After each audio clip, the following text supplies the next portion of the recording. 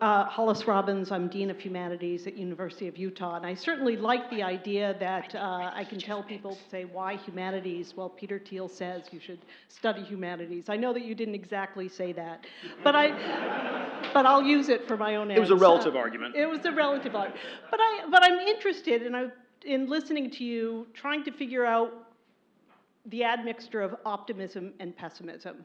Because on the one hand, the past isn't enough, but we should study it. On the other hand, we have to be looking toward the future, but can't be too optimistic, and we have to be realistic. So I suppose I want to ask just a simple question, especially in the midst of this discussion that is up to this point been very pessimistic. Is what does success look like? Well, I always dislike that question a lot. You know, I tend to think I dislike psychology. We've overdosed on psychology. It's just we've overdosed on therapy. All this nonsense, and optimism and pessimism are just, you know, I think bad forms of psychotherapy.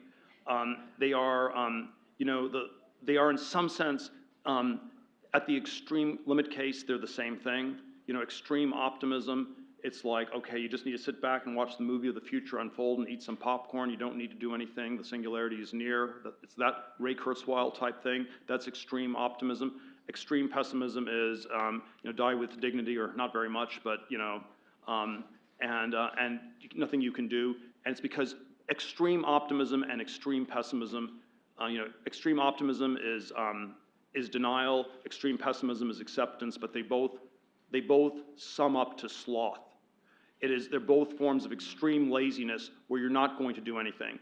And so if you had to give, you know, an accurate picture, you know, I'm not sure it's true, but the healthy one is we're somewhere in between.